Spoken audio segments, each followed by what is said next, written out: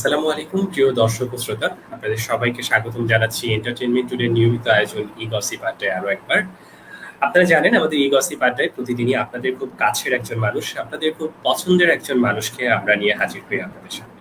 ঠিক তারই পরিক্রমায় ই গসিপের আজ পঞ্চম পর্বে আমাদের সাথে রয়েছে আপনাদের খুব পছন্দের একজন মানুষ।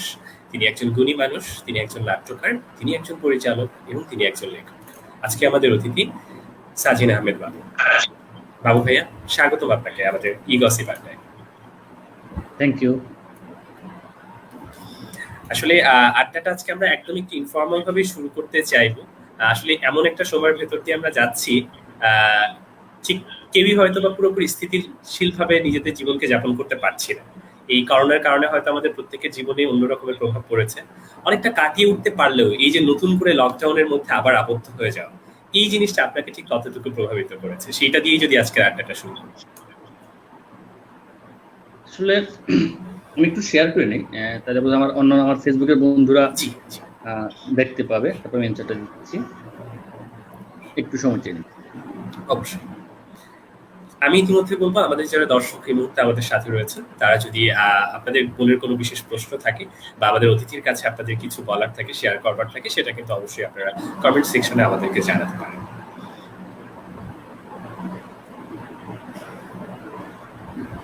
ওকে, আমি এটা যে ব্যাপারটা হলো যে এই লকডাউনটা আবার চলে আসে, যে ব্যাপারটা সেটা হলো যে এটা তো হতাশার, বিকজ করোনা বেড়ে গেছে, আবার সবাই ঘরে বন্দি হয়ে যাচ্ছি, মানুষের আর্নিং সোর্স বন্ধ হয়ে যাচ্ছে।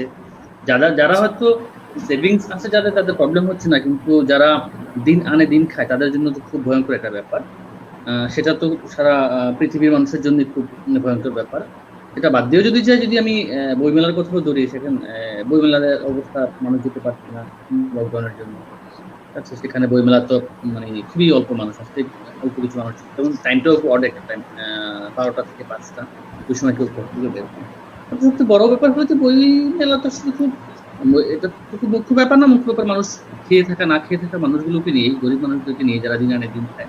এটা খুব হতাশার, আসলে খুব ভাবনার ব্যাপার যে লকডাউন হয়ে যাচ্ছে কিন্তু দেখার তো কেউ নেই আসলে।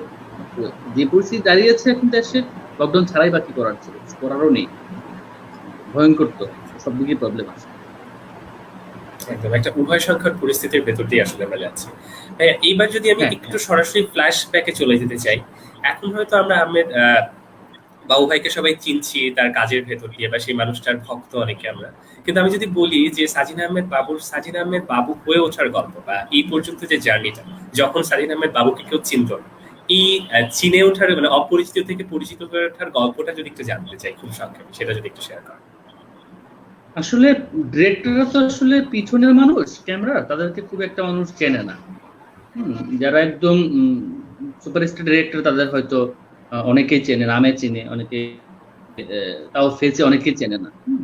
সেদিক থেকে ডিরেক্টরদের চেনার ব্যাপারটা একটু রেয়ারই বটে। নামটা কখনো কখনো পরিচিত হয়, আর আমরা যারা লেখালেখি করি আমাদের নামটাই পরিচিত হয় অ্যাকচুয়ালি। খুব আমাদের ওভাবে চেনার খুব একটা থাকে না সুযোগ, মানে পাঠকদের জন্য বা দর্শকদের জন্য।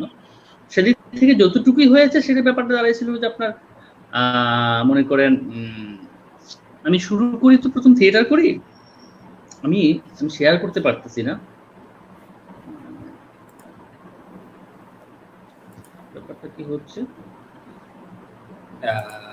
আপনি কি এমনিতে লিংকটা পেয়েছেন ভাই? আমাদের যে লাইভটা চলছে এখন, সেই লাইভের লিংকটা কি পেয়েছেন? হ্যাঁ, পেয়েছি, কিন্তু আমার এই নেটটা কি স্লো। আমি তো মোবাইল থেকে পারবো না করতে, পারবো আমি ব্যাক করতে গেলে তো বোধহয় কেটে যাবে। আপনি কি এখন লাইভটা মোবাইল থেকে করছেন?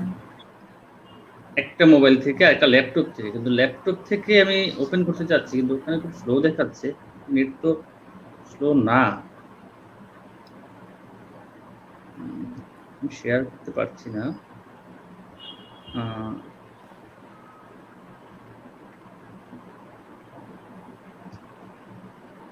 ওকে, থাক, না হলে হয় আমি অ্যান্সার করি। যেটা দাঁড়িয়েছে সেটা হলো যে যতটুকু আমি প্রথম থিয়েটার করি, আর থিয়েটার থেকে শুরু। তো থিয়েটার করে পরে আমি টেলিভিশন মিডিয়ায় কাজ করতে আসি। কাজ করতে তো আমি ডিরেকশন অনেক আগে থেকেই শুরু করা, যেটা হলো 2009 সালে আমি ফার্স্ট ডিরেকশন দিই। তারপর টুকটাক কাজ করি, পড়াশোনা করি, গ্যাপ ছিল, খুব রেগুলার না, ফাঁকে ফাঁকে কাজ করতাম। আমার খুব রেগুলার কাজ করা 2016 সাল থেকে, আসলে 16, 17, 15 থেকে রেগুলার কাজ করা। তবে এই অবস্থানে আসার মূল ব্যাপারটা যেটা দ্বারা অবদান যদি মানে বলতে পারেন, সেটা মোশাররফ করিমের অবদান সবচেয়ে বেশি ইন্ডাস্ট্রিতে। কারণ মোশাররফ ভাইয়ের সাথে আমার বেশ কিছু কাজ লাগাতার হয়েছে, এবং আমি যখন কাজটাকে নিয়ে কাজ করি, কিডসল্যান্ড, ওটা ছিল আমার ফার্স্ট কাজ, এবং ওই কাজটাতে বেশ পছন্দ করে মানুষ কাজটা। তার থেকে আমি রেগুলার কাজ করা আসলে শুরু। তো তার অবদান অনস্বীকার্য মিডিয়াতে আমার। তারপর অনেকের সাথেই কাজ করা হয়েছে আগে পরে, ঠিক আছে, কিন্তু আমি যদি কৃতজ্ঞতার স্বীকার বলতে হয়, মিডিয়াতে আমার যতটুকু অবস্থান, ডেফিনেটলি মোশাররফ ভাইয়ের অবস্থান।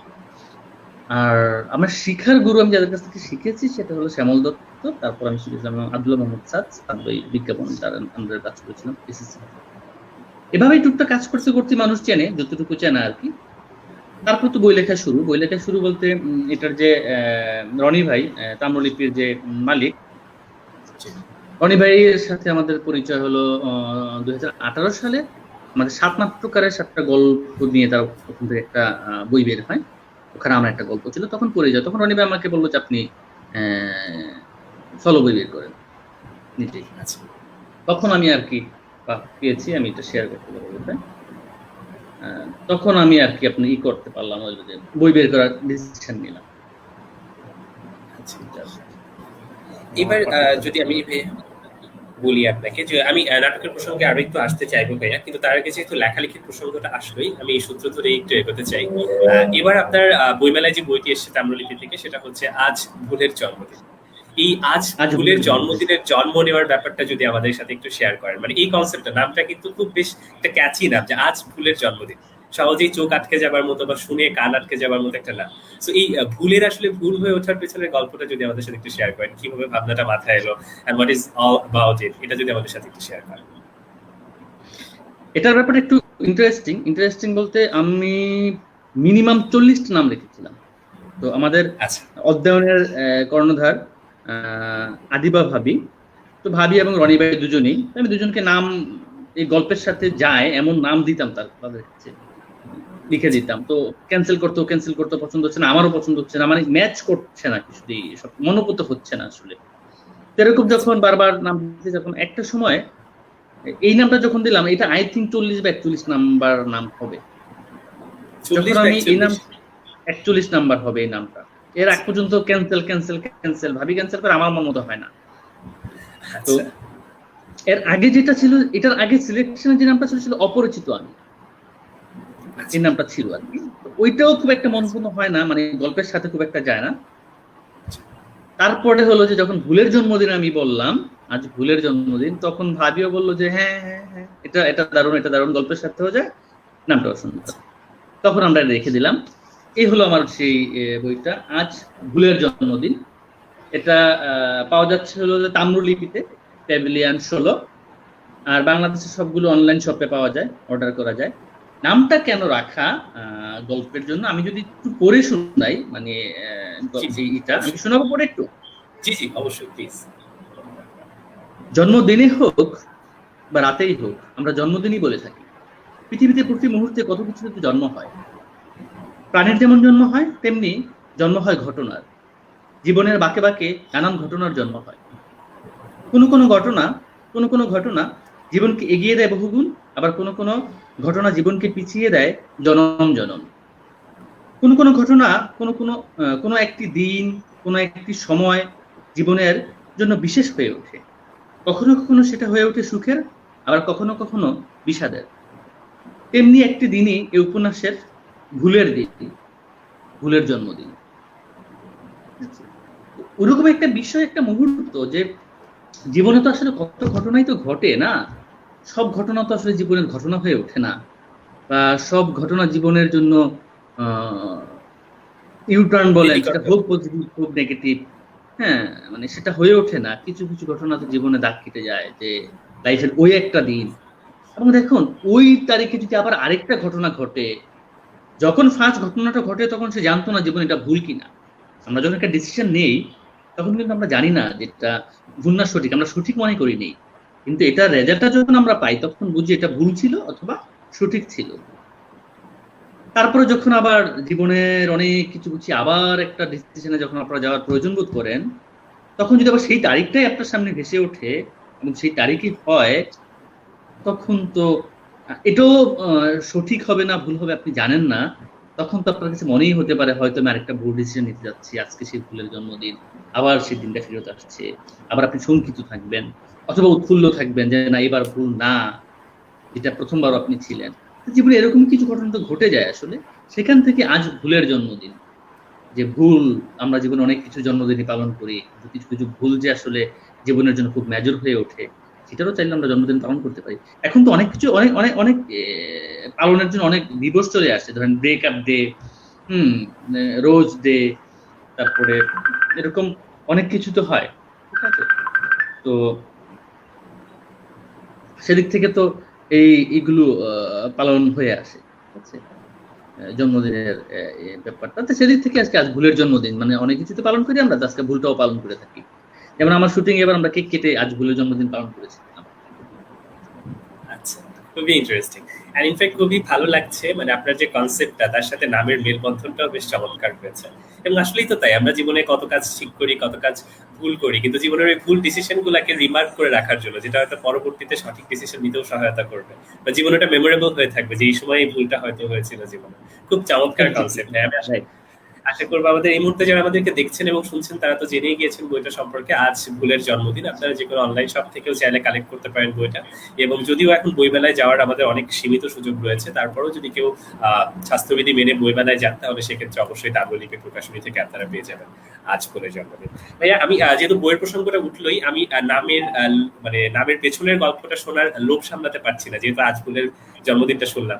যে মনে কারফিউ, আপনার এর আগের যে বইটা ছিল, এই বইয়ের গল্পটা যদি আমাদেরকে একটু সংক্ষেপে বলেন, যে মনে কারফিউর উদ্ভাবনাটা আসলে কিভাবে হবে? যেমন কারফিউর ব্যাপারটা কি, যেমন কারফিউর ব্যাপারটা হলো যে ধরেন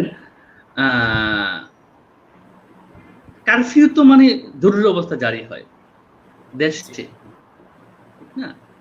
কখনো কখনো আমাদের পরিবারে এরকম জরুরি অবস্থা জারি হয় না, যে অবশ্যই। পরিবারের আমরা হয়তো 10 জন সদস্য আছি বা 8 জন সদস্য বা 7 জন সদস্য আছি, তখন তো মনে এরকম ক্রিটিক্যাল মুহূর্ত চলে আসে যে বাড়িতে এখন জরুরি অবস্থা জারি হওয়া উচিত।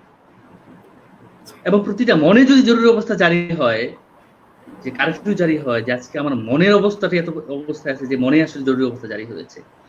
তো আসলে দেশে জরুরি অবস্থা কখন জারি হয়? যখন খুব মানে দেশের খুব বিপদ মুহূর্ত হয়, সংকীর্ণ মুহূর্ত তৈরি হয়, যখন দেশকে কোনোভাবে নিয়ন্ত্রণ করার জন্যই কিন্তু বা শান্ত করার জন্যই কিন্তু এরকম বিশেষ পরিস্থিতির কারণেই দেশে জরুরি অবস্থা জারি হয়। মনের ক্ষেত্রেও তো এরকম হয়, যে মনের বিশেষ নিয়ন্ত্রণ দরকার, মনের মনটাকে মানে আটকে রাখা দরকার, বা মনটাকে ঠিকঠাক জায়গায় রাখা দরকার। তখনই তো আসলে জরুরি অবস্থা জারি হয়। তো অন্য একটা গল্প যে আজ যে মনে কারফিউ, কখনো কখনো যেমন আসলে মনেও কারফিউ হতে পারে, সেটা আসলে ওই উপন্যাসটা পড়লেই মানুষ বুঝবে যে হ্যাঁ, মানে কারফিউটা শুধু দেশে বা রাষ্ট্রে হয় না, একটা মনেও কারফিউ জারি হয়, একটা পরিবারও কারফিউ জারি হয়, একটা বাড়িতেও কারফিউ জারি হয়, একটা বিল্ডিং এও কারফিউ জারি হয় হয় কখনো কখনো, সেটা বুঝি না বা হওয়া উচিত। এরকম একটা গল্প থেকে যে মনে কারফিউ। কারফিউর পরিসরটাও যে কতটা ভিন্নধর্মী হতে পারে, কতটুকু ব্যতিক্রমধর্মী হতে পারে, নিশ্চয়ই সেই কনসেপ্টটা খুব চমৎকার ভাবে এক্সপ্রেস করেছেন। অনেক অনেক ধন্যবাদ ভাইয়া লেখালেখির। ইনফ্যাক্ট আপনি নামের গল্পগুলো শুনে আরো ভালো লাগলো। এখনকার সময় খুব একটা বড় ক্রাইসিস, আপনি যেটা প্রথমে বলছেন, হয়তো একটা চমৎকার লেখা হয়ে গেল, কিন্তু আসলে সেই লেখার পরে সেই নাম সিলেকশন নিয়ে কিন্তু আসলেই অনেক সময় এরকম একটা কনফিউশনের জায়গা চলে আসে, যে নামটা ম্যাচ করবে কি করবে না, নামটা পড়েই মানুষ গল্প সম্পর্কে কোনো আইডিয়া পাবে কি পাবে না। তো সেই দিক থেকে খুব চমৎকার মেলবন্ধন হয়েছে গল্পের সাথে নামের, এবং বইয়ের জন্য অনেক অনেক শুভকামনা থাকবে। ভাই, আমি এবার একটু নাটকের প্রসঙ্গে আসতে চাই। যেহেতু আপনি বললেন আপনার শুরুটা থিয়েটার দিয়ে, সো সেই থিয়েটার থেকে যদি বলতে চাই যে এখনকার সময় যদি আমি একদম প্রেজেন্ট সিনারিওর দিকে একটু তাকাই, এখনকার সময় যারা অভিনয় করছেন অবশ্যই অনেকেই ভালো করছেন, কাজ যারা করছেন সেটা দেখে দর্শক আনন্দিত হচ্ছেন, কিন্তু এই থিয়েটার থেকে আগে অভিনয়ের যে বেসিক জায়গাটা, অভিনয় করতে হলে যে শেখার জায়গাটা বা নিজেকে তৈরি করার যে জায়গাটা, সেই জায়গা থেকে আমাদের মিডিয়াতে এই মুহূর্তে প্রবেশ খুব কমই ঘটছে। আমি যদি বলি থিয়েটার ব্যাকগ্রাউন্ড থেকে সামনের দিকে নতুন যারা কাজ করতে আসছেন, খুব কমই আমরা আসলে মিডিয়াতে তাদেরকে ফোকাস পাচ্ছি বা মিডিয়াতে পাচ্ছি। এর এর পেছনে আসলে কোন জায়গাটা কাজ করছে বলে আপনার মনে হয়? এটা কি কোনো প্রতিবন্ধকতা নাকি তাদেরই এক প্রকার নিজস্ব ইচ্ছা যে তারা সেই মঞ্চের জায়গাটা ছেড়ে মিডিয়াতে আসতে চাচ্ছেন না? আপনার এইখানটাতে কি মনে হয় আসলে? মঞ্চের ব্যাপারটা কি, মঞ্চের ব্যাপারটা তো আসলে মনের খোরাক। মঞ্চে তো কোনো টাকা পাওয়া যায় না। হ্যাঁ, আমি আমি আমি কি কনসেপ্টে মিল করলাম, মানে প্রশ্নটা বোধহয় মিস করেছি, আরেকটা বলবেন? হ্যাঁ, আমি প্রশ্ন আরেকবার বলছি। একটা তো ঠিক আছে, মঞ্চ আমাদের হচ্ছে শেখার জায়গা। আমি যেটা বলছিলাম সেটা হচ্ছে যে মঞ্চ থেকে আগে যেমন আমরা দেখতাম যখন আমাদের বিটিভির সময় বলি বা টিভি চ্যানেল কম ছিল, তখন যারা অভিনয় করতেন অধিকাংশই আমরা দেখতাম যে তারা কিন্তু মঞ্চ থেকে অভিনয় করতে এসেছেন। কিন্তু এই সময়টাতে যদি আমরা দেখি মিডিয়াতে সবাই ভালো কাজ করছেন, সে ব্যাপারে কোনো হয়তো বা বিপরীত প্রতিক্রিয়া নেই। কিন্তু মঞ্চ থেকে সেই আসার বা আগমনের হারটা অনেকাংশেই কমেছে। এর পেছনে আসলে কি কারণ আছে বলে আপনার মনে হয়? আচ্ছা, এখানে দুইটা ব্যাপার আছে। প্রথমত যে এখন আগের মতো মঞ্চকর্মী নাই, খুব কম। আগের মতো একদম প্যাশনেটলি মঞ্চকর্মী খুব কমে গেছে, ওভাবে থিয়েটারটা কেউ করে না। সবাই মিডিয়ার দিকে বেশি ঝুঁকে। আগের মতো, প্রথমত আগের মতো মঞ্চকর্মী এখন নাই। যারাই আছে তাদেরকে সুযোগ দেওয়ার ব্যাপারটা যেটা দাঁড়িয়েছে, দায়িত্বটা আমাদের। কিন্তু আমরা নিয়ন্ত্রিত হয়ে গেছি, বাজারটা চলে গেছে মার্কেটিং এর হাতে, স্পন্সর কোম্পানির কাছে। তো ওরা ভালো একটুর একট্রেস দেখে না, ওরা দেখে যে ফেমাস কে, মানে মুখটা পরিচিত কে। সে একটা দেখা গেল যে সে জীবনে থিয়েটার করে নাই, কিন্তু মনে করেন একটা বিজ্ঞাপন করছে, একটা বিজ্ঞাপন করছে, কিন্তু সে মুখটা পরিচিত। তাকে নিয়ে আমি যখন নাটক বানাবো, তাকে দেখছে সে অ্যাক্টিংটা খুব একটা ভালো পারেনি, কিন্তু সে তাকে নাটক বানালে তখন স্পন্সর কোম্পানি স্পন্সর মানে বিজ্ঞাপন দিচ্ছে, বুকিং দিচ্ছে, আমি নাটকটা সেল হচ্ছে। আরেকজন থিয়েটার কর্মী, সে খুব ভালো অ্যাক্টিং করে এবং দুর্দান্ত অ্যাক্টিং করেছে, কিন্তু আমি তাকে নাটকটা বানালে সে বিজ্ঞাপন দিচ্ছে। তো এখানে আমাদের নিয়ন্ত্রণ না, আমরা নিয়ন্ত্রণ কাস্টিংটা করতে পারি, নাটকটা সেল করবে, কিন্তু টিভি চ্যানেল ওরা কিনে নিয়ে আবার বিজ্ঞাপন কোম্পানির কাছে সেল করবে। কোম্পানি যদি বিজ্ঞাপন না দেয় তখন ব্যাপারটা কি দাঁড়াবে? এই দায়িত্বটা আসলে টিভি চ্যানেল নেওয়া উচিত ছিল, বা এখনো উচিত। এবং স্পন্সর কোম্পানি তাদেরও বোঝা উচিত যে আমাদের ইন্ডাস্ট্রি টিকাতে হলে আমাদের নাটক যদি মানুষ দেখে, অভিনয়টা জানা লাগবে। অভিনয় যেহেতু জানা লোক লাগবে, তার মানে আমরা ওদেরকে পৃষ্ঠপোষক থাকবে। তারা সেটা করে না। তারা কি করে, যে এখন টিকটক করে সেলিব্রিটি হয়ে গেছে, ওকে আনো। ইউটিউবিং করে ইউটিউবার সেলিব্রিটি হয়ে গেছে, ওকে আনো। ফেসবুকের ফলোয়ার বেশি, ওকে আনো, মানে ওরা বেশি মানুষ দেখবে। এইটা হয়ে গেছে এখন। এখন অ্যাক্টর অ্যাক্ট্রেসের খুব আকার। আমার একটা প্রবলেম হয়েছে, সেটা মোশাররফ ভাইয়ের সাথে দীর্ঘদিন কাজ করার কারণে অনেকের সাথে কাজ করে না মনোভূত অ্যাক্টিং হয় না। কারণ মোশাররফ ভাইয়ের পারফেকশনিস্টের যে জায়গাটা, ওখানে জায়গাটা তো আমি অন্য জায়গা থেকে পাই না।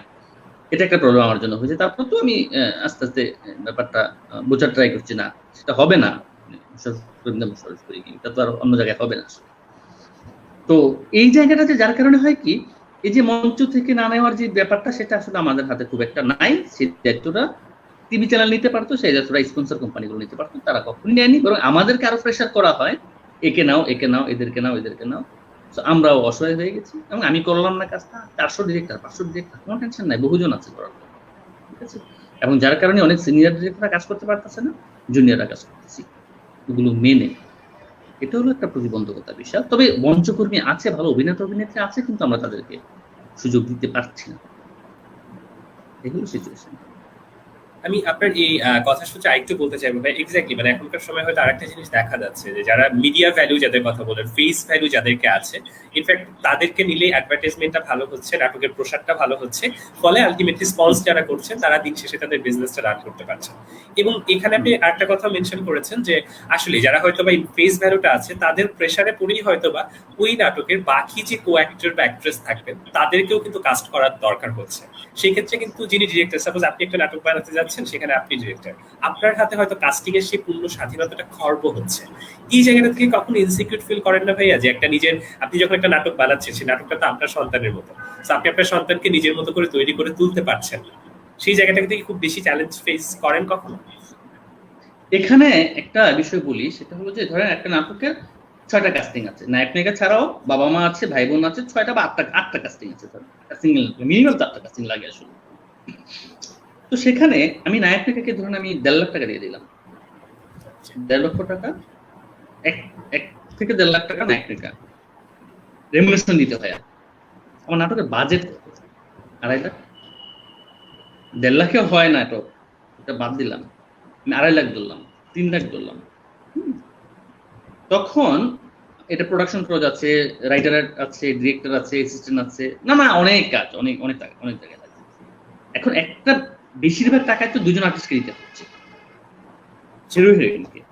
এখন আমি যে একটা ভালো মান নেবো, আমি যদি এখন আবুল হায়াত আঙ্কেলকে নিতে চাই, তাহলে তাকে তো একটা যোগ্য সম্মানই দিতে হবে।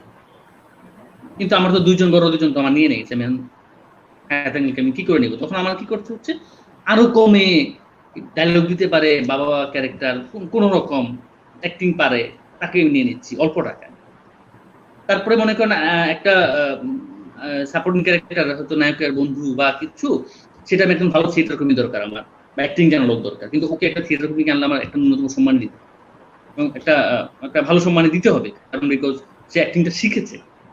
তখন আমি কি করতেছি, আমার টাকা তো নাই, তখন আমি আমার অ্যাসিস্ট্যান্টকে দাঁড় করিয়ে দিচ্ছি যে তুই এটা করতে। এইভাবে এই যে অ্যাসিস্ট্যান্ট দাঁড় করিয়ে দেওয়া, ওই ডেকে ঢুকে দাঁড় করিয়ে দেওয়ার কারণে তো নাটকের আজকে এই অবস্থা। বাজেটটা তো নাই যে আমি সবাইকে প্রপার টাকা দিয়ে আনবো, এটা একটা প্রবলেম দাঁড়িয়ে গেছে, যার কারণে বাজেট সংকটের কারণে আমাদের কাস্টিং গুলো এই অবস্থা দাঁড়িয়েছে, এবং নাটকগুলো খুব মানহীন হচ্ছে, এবং মানুষ নাটক থেকে মুখ ফিরিয়ে নিচ্ছে। এখন অনেকেই বলে 2 লাখ, মানে 1 কোটি ভিউ, হ্যান্ড ভিউ, 10 ভিউ। তখন আমি যদি আপনাকে জিজ্ঞেস করি নাটকটা দেখছেন, দেখিনি, তাহলে 1 কোটি ভিউ কারা দেখতেছে? ইয়াং জেনারেশন কিছু মানুষ দেখতেছে, আমাদের মুরব্বী। আমরা কি এই দেশটাকে শুধু ইয়াং জেনারেশন দিই? ইয়াং জেনারেশন ছাড়া কি কোনো জনগণ নাই? 18 কোটি দেশের জনগণ কই? পাঠক তো পাচ্ছি না, এটা মানে দর্শক। তো ওই একটা ঝামেলা, মানে বাজেট বিশাল সংকট, যার কারণে প্রপার কাস্টিং করা যাচ্ছে না। ইদানিং আরো ভয়ঙ্কর, আমি তো শুধু একটা পোস্ট দিয়েছিলাম, এখন তো আসলে হিরো নিয়ন্ত্রণ করে সবকিছু, একে নিতে হবে, ওকে নিতে হবে, ওকে নিতে হবে, এরকম আরো কিছু আছে, লাইভে বলতে যাচ্ছি না। এরকম অনেক প্রতিবন্ধকতা আছে যেখানে নাটক বানাতে গেলে অনেক রকম বাধা বিপত্তি আছে। তবে এগুলো সমাধান হবে, আশাবাদী কোনো একদিন সমাধান হবে। আবার হয়তো যোগ্য লোকের কাছে যোগ্য লোকের কাস্টিং পাবে, যোগ্য ডিরেক্টররা কাজ পাবে, এটা একদিন হবে। কোনো কিছু তো একটা সময় বাড়তে বাড়তে গিয়ে একটা সময় ধ্বংস হয় নামে। ফিল্মের অবস্থা দেখছো না, মানে এমন খারাপ অবস্থায় গেছে, এখন আস্তে আস্তে ধ্বংস হয়ে আস্তে আস্তে ভালোর দিকে যাচ্ছে এবং যাবে।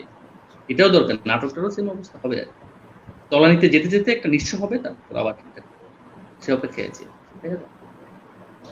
আমি এই প্রসঙ্গে জাস্ট আর অল্প একটু জানতে চাইবো যে এই যে ট্রান্সফরমেশনটা হয়েছে, একটা সময় কিন্তু যখন আমাদের একটা টিভি চ্যানেল ছিল, চ্যানেলের সংখ্যা বাড়লো, সেই ইনিশিয়াল দিকটাতেও কিন্তু আমাদের দর্শকরা নাটক দেখেছেন, মুগ্ধ হয়েছেন।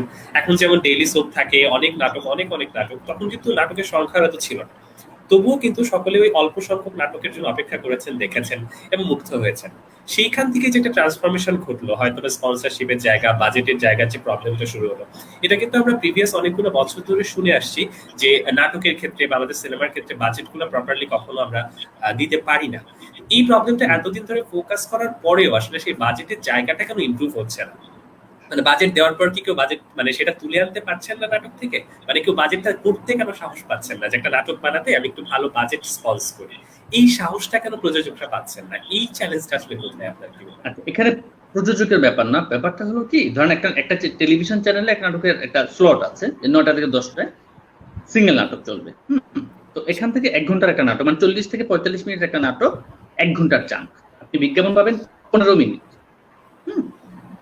তো 15 মিনিটের জন্য বিজ্ঞাপনটা কিন্তু ফিক্সড, যে এই চ্যানেলের একটা মানে বিজ্ঞাপনের রেট আছে, যে এই চ্যানেলে এত টাকা বিজ্ঞাপন চলবে।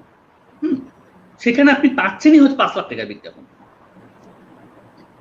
সাপোজ আপনি 4 লাখ থেকে 5 লাখ টাকা বিজ্ঞাপনই পাচ্ছেন।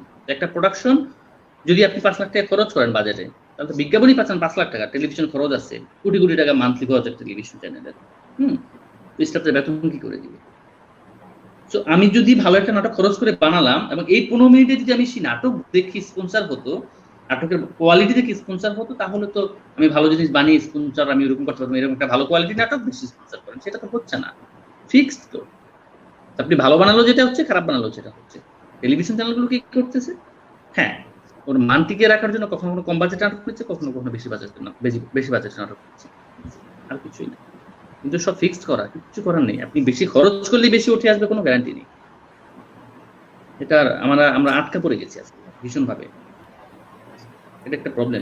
হয়তো আমরা খুবই একটা নিরুপায় জায়গার মধ্য দিয়ে যাচ্ছি। হয়তো আমরা এই প্রবলেমগুলো বুঝতে পারছি, কিন্তু সেই সমস্যা থেকে উত্তরণের পথটা যে ঠিক কোথায়, সেটাই হয়তো চারিদিকে হাঁটতে বেড়াচ্ছে। হয়তো নিশ্চয়ই সেই উত্তরণের পথ আমরা খুঁজে পাবো, এই একটা আশা সম্ভবত ধারণ করা ছাড়া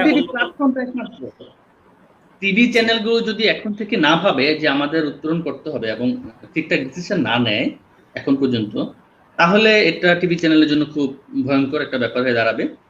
আর এখন আমাদের উত্তরণের আরেকটা পথ হয়তো তৈরি হচ্ছে, যেটা ওটিটি প্ল্যাটফর্ম, ওয়েবে যে সিনেমা বা নাটক বা ওয়েব ফিল্ম যেগুলো হচ্ছে, ওয়েব সিরিজ যেগুলো হচ্ছে, ওখানে একটু উত্তরণের একটা জায়গা তৈরি হবে আস্তে আস্তে, আশা করা যাচ্ছে। আর টিভি চ্যানেলগুলো যদি ঠিকঠাক জায়গায় না আসে, বিজ্ঞাপন রেটটা ফিক্স না করে, বিজ্ঞাপনটা লিমিট না করে, এবং তারা ইনভেস্ট না করে, এবং প্রোডাকশন কোয়ালিটি যদি তারা কন্ট্রোল না করে, তাহলে মোটামুটি মনে করেন তাদের অবস্থাও বোকাবাক্স থেকে যাবে, তাহলে এটা ঠিকঠাক হবে না। আসলে তাই। ভাই আমি এই মুহূর্তে একটা কমেন্ট নিতে চাইবো আমাদেরকে। জাহাঙ্গীর ভাই লিখছেন, স্বাধীন ভাই, বাংলা নাটক গ্রুপগুলা নাটকে কেমন প্রভাব ফেলছে আপনার মতামত জানতে চাই। আর একটা বাংলা নিয়ে নিতে চাই। ঠিক আছে, আপনি বলে দিন। সম্রাট, সেটা হলো যে বিশ্বাস করো, মন থেকে বলি, বন্ধ করে দেওয়া উচিত। যে ছেলেগুলো এগুলো করছে ওরা খুব মহৎ উদ্দেশ্য নিয়ে করছে, ওদের উদ্দেশ্যটা ভালো, যে কিছু অনেককে ইনভলভ করা এবং নাটক দেখুক, আলোচনা করা। কিন্তু কেউ কেউ আছে বায়াস, ধরো সে একটা গ্রুপ চালাচ্ছে, সার্বজনীন না, সে তার পছন্দের হিরোকে নিয়ে বারবার পোস্ট দিচ্ছে। আজ কিন্তু তার পছন্দের হিরো করতেছে না, সবাই করতেছে। বাকিদের নিয়ে একটা দেয় আর তার পছন্দের হিরোকে নিয়ে 10টা দিচ্ছে। তার পছন্দের হিরোর একটা খুব খারাপ প্রোডাকশন সে প্রমোশন করতেছে, ভালো ভালো কথা লিখতেছে। তো এখানে তারা বায়াস, তারা সেই নিরপেক্ষটা হতে পারতেছে না। তারা কিছুতেই কিছু হলেই সুন্দর করে ট্যাগ দিয়ে দিচ্ছে মাস্টারপিস, নাটকের মাস্টারপিস তারা কি বুঝেই না। ট্যাগ দিয়ে দিচ্ছে, ওইটা ফাটায় ফেলছে, নানা কিছু প্রশংসা কুড়াচ্ছে, নানা কিছু তারা বলে বেড়াচ্ছে। কিন্তু আবার মনে করেন তাগো ইচ্ছা মতো আর কি, যে ব্যাপারটা তারা যারা তাদেরটা ভালো লাগে ভালো বলবে, তাদের কাছে যেটা ভালো লাগে ভালো বলবে, কিন্তু তারা বোঝে না যে তাদের কাছে ভালো লাগে এটাই সার্বজনীন না, তারা একটা খারাপ প্রোডাকশনকে প্রমোট করতেছে, ভালো প্রোডাকশন খুঁজে নিচ্ছে। তো এটা খুব ভালো কিছু করতেছে না, এটা আমার কাছে তাদের এই ব্যাপারটা ভালো লাগছে না, এবং এটা মানে কেমন ব্যাপার। আমি আরেকটা, সরি, আমি অনেকে হয়তো মাইন্ড করবে, আমি একটু ব্যাপার বলতে চাই। সেটা হলো আমার শুটিং এর সময় আমি দেখলাম মানে এরকম গ্রুপ, নাটকের গ্রুপের ওরা মানে আমার নায়িকার সাথে দেখা করতে আসবে, বলতেছে ভাই ওরা বারবার ফোন দিচ্ছে, ওরা আমার সাথে দেখা করতেছে। আমি বললাম কেন? বলছে এরকম ওরা গ্রুপ চালায় একটা, মানে ওরা এখন গ্রুপ চালায়, এখন ওদের সাথে ছবি আসবে, ছবি তুলতে, মানে কারো কারো উদ্দেশ্য মানে আর্টিস্টদের সাথে ছবি তুলতে আসবে, ছবি তুলে ফেসবুকে দিবে, লাইক পাবে, এসব হলো তাদের ধান্দা। এত এত গ্রুপ করছে, ব্যাঙের ছাতার মতো গ্রুপ গ্রুপ গ্রুপ করে আসে এই শুটিং এ ভাবসাব নিয়ে, মানে আর্টিস্টদের ছবি তুলবে, এ হলো তাদের উদ্দেশ্য। ঠিক আছে, এবং তারা যাকে পছন্দ করে তার জন্য, মানে তার ভুলও ভুল, তার ভুলও সব সঠিক, তার কিচ্ছু ভুল নাই, তার সব ভালো প্রোডাকশন, ভার্সেটাইল অ্যাক্টর, নানা কিছু আর কি, মাস্টারপিস। তারপরে এইবার ওই পার ঝগড়াঝাটি করে না পরিবেশটা নষ্ট করতে দরকার নাই আসলে। ঠিকঠাক যদি না পারে কমেন্টস করতে দরকার নাই, পত্রিকা আছে ওরা করতে পারে ঠিকঠাক। পত্রিকায় যখন একটা রিভিউ দেয়, অনেক ভেবেচিন্তে রিভিউ দেয়, ওরা আমাদের মন মতো দিয়ে দেয়, বলছে এটা আমার মতামত, তোমার মতামত তুমি যেহেতু প্রভাবিত করতেছো একজনকে, বলছে এটা আমার মতামত, আমি তো বলিনি এটা সবার মতামত, তোমার মতামত, তোমার মতামত দেওয়ার মতো যোগ্যতা তোমার আছে কিনা? সে যোগ্যতা নাই, তুমি একটা ভুলভাল মতামত দিয়ে দিলে, আরেকজন কি করলো, ছোট মানুষ, সে তোমার এই মতামত ভিত্তি করে নাটকটা দেখলো না, অথবা দেখলো, তার কি খারাপ হলো। তো ওরকম বায়াস করা দরকার নাই। তো ওদের ব্যাপারগুলো আমার কাছে মোটেও ভালো মনে হয় না, এবং ওরা নির্দিষ্ট কিছু ডিরেক্টরকে বা আর্টিস্টকে বা ডিরেক্টর মানে শিল্পীকে ওরা প্রমোট করে থাকেন ওদের পছন্দ আছে, বাকিদের কাছে আর্টিস্ট বন্ধ করে দেওয়া উচিত। একদম অনেকে মাইন্ড করবে, কষ্ট হবে, কিন্তু এটা একটু একটা দিন বন্ধ হবেও। সবশেষে নিশ্চয়ই আমাদের এই প্রত্যাশাটাই থাকবে যে আমাদের নাটক, আমাদের কাজগুলো আসলে প্রাধান্য পাক, ভালো কাজ হোক, এবং সেই ভালো কাজগুলো যেন দর্শক অব্দি পৌঁছায়, তারা যেন সেই কাজগুলো করতে পারেন, এরকম একটা পরিবেশের সৃষ্টি হোক। নিশ্চয়ই এই প্রত্যাশাটাই আমাদের প্রত্যেকের থাকবে, এবং আশা করছি ইনশাল্লাহ সেই সময়টা, সেরকম একটা পরিবেশ আমাদের মধ্যে আসবে। এইবার যদি একটু অফ ট্র্যাকে জানতে চাই, যে অনেকদিন হলো ক্যামেরার পেছনে হয়তো নিয়মিত কাজ করার সময়টা কম হলেও কাজ শুরু করেছেন অনেক আগে থেকেই, কিন্তু আমি যদি বলি ক্যামেরার পেছনে কাজ করতে করতে কখনো কি মনে হয়নি যে না, ক্যামেরার সামনেও আসার ইচ্ছা হয়েছে বা সীমানার সামনেও কাজ করতে চাই? এরকম কি কখনো ইচ্ছা হয়েছে নিয়মিতভাবে কাজ করার? মূলত আমি মঞ্চ থেকে আসা, আমি তো আসলে মঞ্চ নাটক করতাম, আমি তো আসলে অ্যাক্টিংটা করতে মিডিয়াতে আসছিলাম, বেশিরভাগ ডিরেক্টরই মনে বাংলাদেশে এটা করতে আসছিল। তো আমি আসছিলাম, আমার এক বন্ধু ছিল সুমন, ও সিনেমাও করেছে হিরো। ও আর আমি একসাথে আর কি থিয়েটার করা টেলিভিশনে আসা। আমি জীবনে একদিনই স্কুল করেছিলাম অ্যাক্টিং করতে। এটা অনেকেই জানে, তো আমার বন্ধু তো জানে, আই থিঙ্ক লাইভটা দেখলে জানতে পারবে, বা আমার সহকর্মীরা অনেকেই জানে। তো আমরা হলো যে ওখানে হচ্ছে একটা হসপিটালের চরিত্র, হসপিটালের মানে হসপিটালে রুগীদের চরিত্র আর কি, পাগল, মেন্টাল হসপিটাল। ওখানে আমার একটা ক্যারেক্টার, আমি একটা পাগল। তো অনেক আচ্ছা। আসতো, আমিও একজন আর কি। তো আমাকে ওখানে সবাইকে একটু পাবলিক দিতে বলছে, তো পাপ দেওয়ার জন্য ই করে গেছে, ঠিক আছে, নিয়ে গেছে। তো যাওয়ার পরে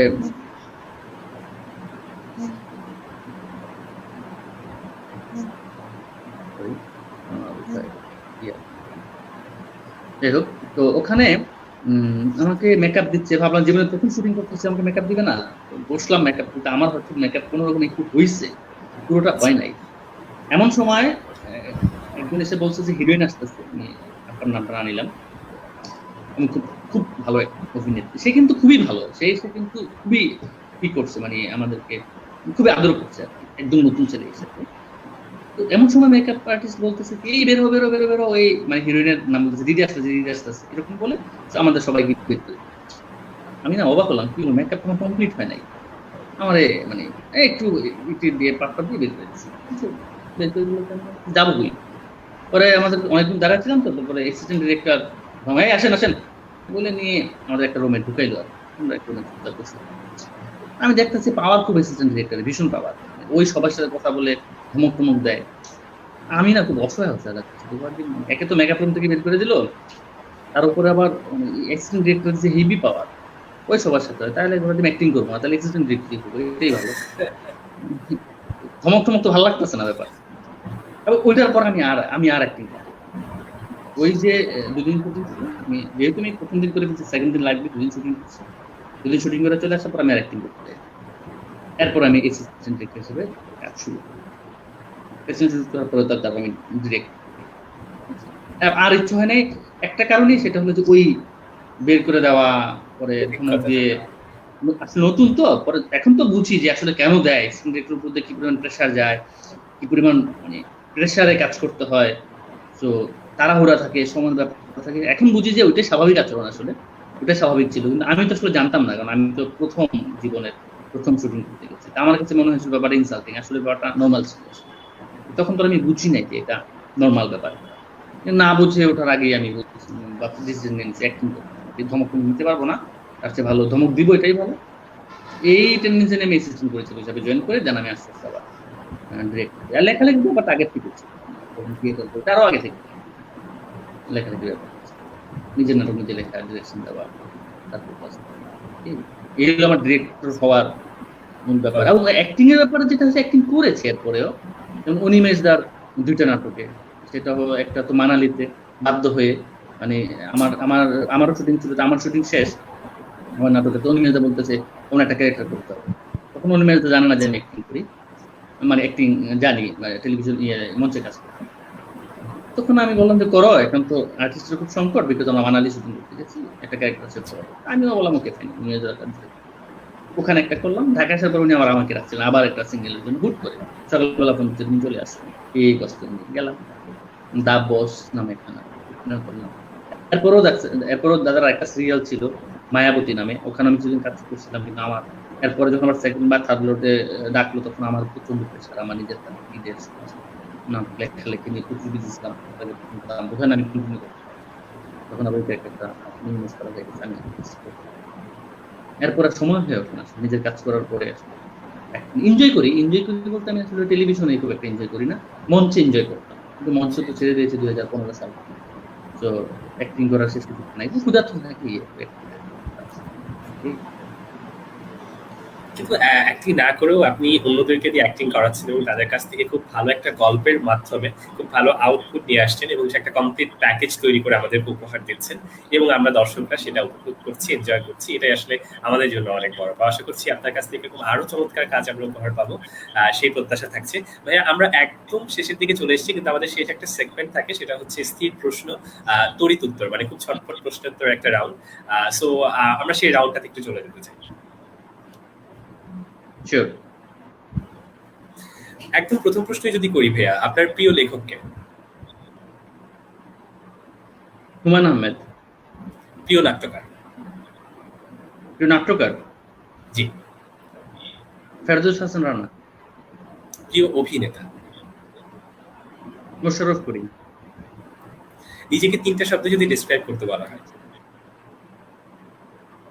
একটু বেশি সেনসিটিভ, মানে বেশি সিরিয়াস হয়ে যাই, এটা রিল্যাক্স হওয়া উচিত, সবকিছু বেশি সিরিয়াস হওয়া উচিত না। ওকে, সো ওভার সেনসিটিভ। আর দুইটা? ওভার সেনসিটিভ, একদম। আর আরো দুইটা ওয়ার্ড বাকি আছে ভাই, একটা ওভার সেনসিটিভ, আরো দুইটা? ওকে, একটু রাগী, রাগটা কমা দরকার। আচ্ছা, টেম্পার্ড। ওকে। প্রচন্ড ইগো, এটা নিয়ে আমি বিপদে আছি, প্রচন্ড ইগো। আচ্ছা, এবার যদি জানতে চাই, কোনো একদিন সকালে উঠে দেখলেন যে আপনি আর লিখতে পারছেন না, তখন কি করবেন? প্লিজ, এই রকম এটা আমি ভাবতেই চাই না, এটা হবেই না, এটা ভাবনাতেই নাই। আমি যাই করি না কেন পৃথিবীতে, আমার লিখতে পারবো না, এটা আসলে অসম্ভব ব্যাপার।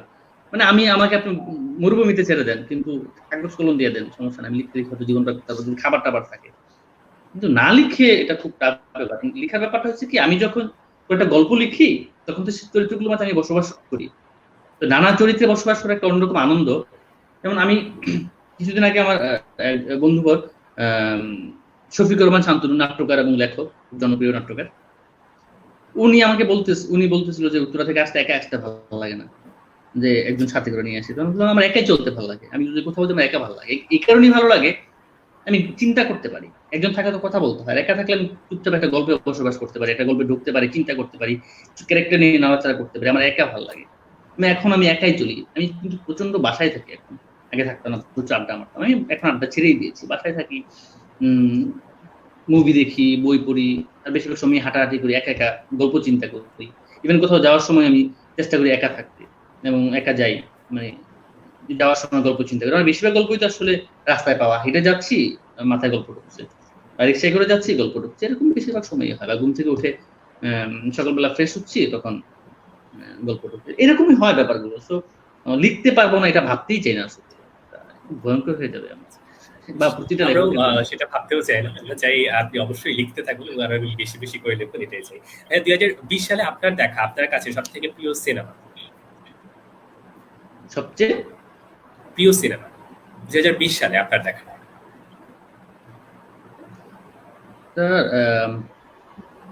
নামটা কেপা, নামটা তো ইংলিশ না, কোন দেশে একটা মুভি, একটা বাচ্চাকে নিয়ে, কেপা চিনুয়া না কি যেন, কপারনাম সম্ভবত, ইরানি একটা মুভির কথা বলছেন। বোধ হয় একটা বাচ্চা নিয়ে, বাচ্চাটা আমি মনে করতে পারছি নামটা। হ্যাঁ, বাচ্চাটা গরিব, বুঝে একটা অন্য একটা, ওর মাটা যে লাটকা পড়ে যায়, বাচ্চাটাকে নিয়ে, একটা ছোট বাচ্চাকে, ও তো বাচ্চা, একটা ছোট বাচ্চাকে নিয়ে জার্নিটা, ওই বাচ্চাটার নামটা মনে করতে পারছি না। দ্য কপারনাম, জি, দ্য কপারনাম, ইরানি এটা একটা দুর্দান্ত ব্যাপার, এটা একটা ভাল লাগছে। আর একটা বোধহয় আগের ছবি কিনা, রান বোধ হয়, নেটফ্লিক্সে দেখছিলাম, যে ইন্ডিয়ান একটা বাচ্চাকে নিয়ে, হারিয়ে যাওয়া বাচ্চাকে নিয়ে, পরে খুঁজে পায়, গুগল রানই তো বলতাম মুভিটার নাম।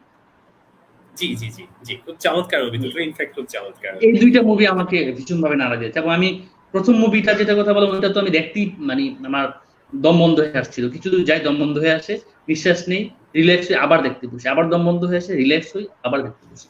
দুর্দান্ত, এই দুইটা মুভি দুর্দান্ত। ওকে, আমাদের সেগমেন্টে আরো দুটো প্রশ্ন বাকি আছে। একটা হচ্ছে নিজেকে নিয়ে দেখা বা নিজের দেখা 3টা স্বপ্ন যেটা এখনো পূরণ হয়নি কিন্তু পূরণের অপেক্ষায় আছে। স্বপ্ন নামে বলতে লজ্জা লাগে, আমি বলি না, এই কারণে লজ্জা লাগে, আমি একটু বলি, বিকজ 2-3বার স্বপ্নের কথা মানুষকে বলছিলাম, এটা খুব হাসাহাসি করছে, এরপর আমি আর আমার ড্রিমের কথা আমি কাউকে বলি না, এবং এটা আমি খুব, মানে প্রবলেমে হয়ে গেছে আমার। সেটা হলো যে আমার এক বড় ভাই, নাম না বলি, তাকে আমার স্বপ্নের কথা বলছিলাম, বলছে এই জীবনে তো সম্ভব না, বাচ্চা কাচ্চার জন্য স্বপ্ন দেখো, এটা বলছিল। কিন্তু সেই স্বপ্ন আমার বহু আগে পূরণ হয়ে গেছে। তারপরে আরেকজন ছিলেন, একজন আপা, আমি তার ছেলেকে পড়াইতাম, হ্যাঁ, তাকে আমি আমার স্বপ্নের কথা বলার পরে সে হাসছিল আর বলছিল যে স্বপ্ন দেখা ভালো, তবে অসম্ভব স্বপ্ন না দেখাই ভালো।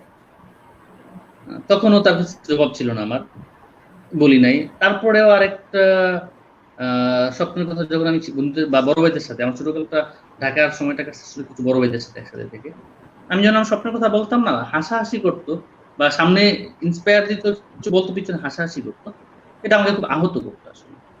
তো এরপর থেকে আমি আর স্বপ্নের কথা শেয়ার করি না, আমি পুষে রাখি যে স্বপ্নগুলো আমার থাকে।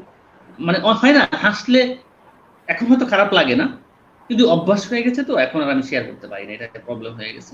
স্বপ্নটা নিজের কাছে রেখে দিই যে এটা আমি চাই বা এটা আমি করতে চাই বা এটা আমি করবো। এরপর আমি আর তবে বলি না, কিন্তু যেগুলো নিয়ে হাসাহাসি করছে সেগুলো আমার বহুভাগে পূরণ হয়ে গেছে। এই তবে আমাদের প্রত্যাশা থাকবে আপনার পুষে রাখা স্বপ্নগুলো কোনো একদিন বাস্তব হয়ে আত্মপ্রকাশ করুক, স্বপ্ন পূরণ হয়ে বাস্তবে রূপ নিক, এটা আমাদের প্রত্যাশা থাকবে। আজকে আমাদের স্থির প্রশ্ন তৈরি করতে একদম শেষ প্রশ্ন, ই গসিপের গসিপ কেমন লাগলো? ই গসিপে এসে গসিপ করতে কেমন লাগে? গসিপ কিন্তু অ্যাকচুয়ালি খুব ইন্টারেস্ট, বুঝছেন?